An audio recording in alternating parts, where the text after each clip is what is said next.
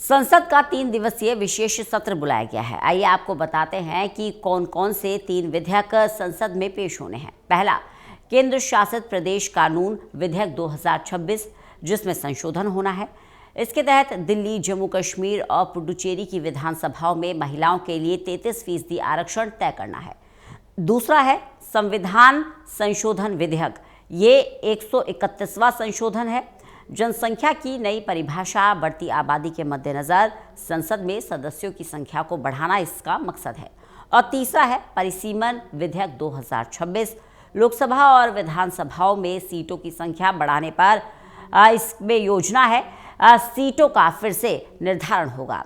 अब सवाल यह है कि सरकार के इस कदम से क्या बदल सकता है। ये तीनों विधेयक पास होते हैं तो 2029 के आमसभा चुनाव से ही महिलाओं के लिए 33% आरक्षण लागू होने का रास्ता साफ हो सकता है।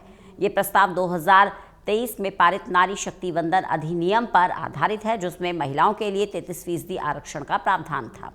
सबसे बड़ा प्रस्ताव लोकसभा की सीटों को बढ़ाना है। अभी लोकसभा में 543 सीटें हैं, लेकिन सरकार चाहती है इन्हें बढ़ाकर अधिकतम 850 किया जाए, ताकि बढ़ती जनसंख्या के हिसाब से प्रतिनिधित्व बेहतर हो सके। अब दूसरा अहम प्रस्ताव है, सरकार ने सुझाव दिया है कि लोकसभा और राज्यसभा साथ ही साथ विधानसभाओं की 1/3 यानी कि 33% सीटें महिलाओं के लिए आरक्षित की जाए, ताकि राजनीति में महिलाओं की भागीदारी बढ़ सके।